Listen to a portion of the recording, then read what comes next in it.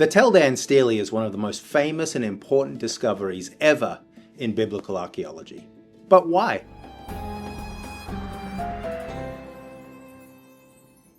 Before its discovery, a significant portion of academia considered King David a biblical fable, a fictional character. David was Israel's most famous king, but no conclusive archaeological evidence mentioning him had ever been found. The Tel Dan Stele, or House of David Inscription, changed all that. So what is the Tel Dan Stele?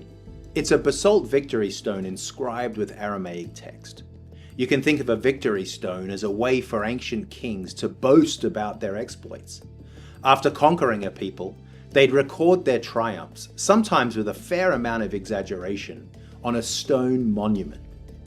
The Tel Dan Stele is a boast by Syrian king Hazael of his defeat of kings Jehoram of Israel and Ahaziah of Judah in the 9th century BCE. The history on the stele is written from the perspective of Israel's enemy, the Arameans, and this account closely parallels what is recorded in 2 Kings 9. The stele is divided into 3 fragments.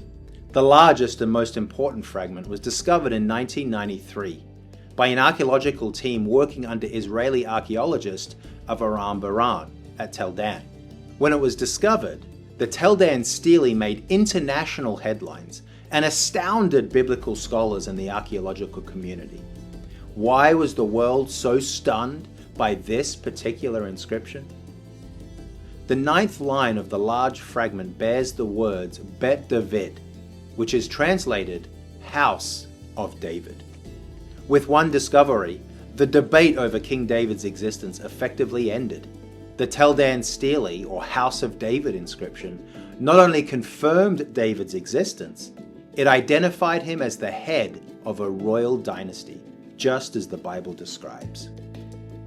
The royal title, House of David, is used 25 times in the Hebrew Bible. But some scholars were still skeptical.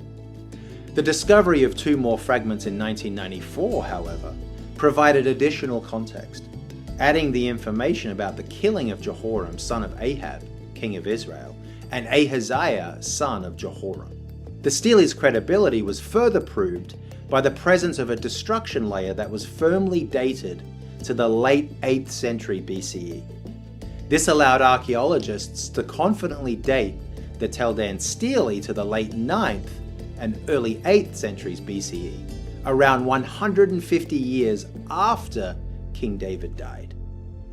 This means that King David was a known and significant figure, so prominent, in fact, that a Syrian king more than 150 years later used his name to identify the king of Judah whom he had just conquered.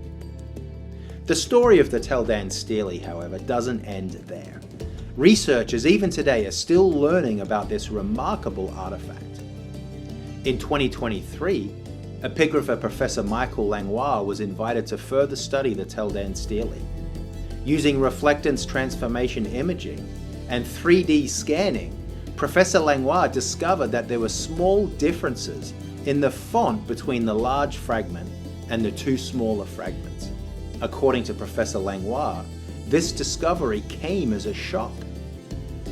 In his final report, Langlois wrote, "There is a definite change in handwriting between fragment A on the one hand and fragments B1 and B2 on the other hand.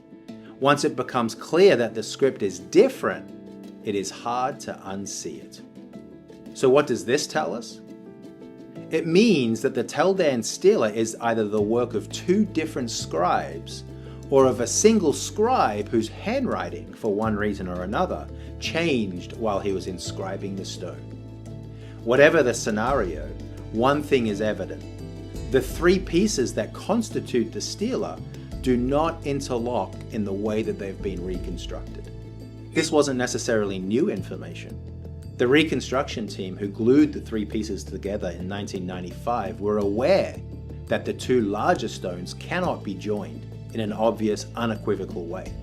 They simply put the pieces together in what seemed to be the most logical reconstruction at the time. So does a potential reconstruction impact the reading? Not one bit. That phrase is clearly inscribed on the main stone slab. And this means that the Tel Dan Stele remains incredible proof of King David, of his enduring royal dynasty, and of the veracity of the Hebrew Bible.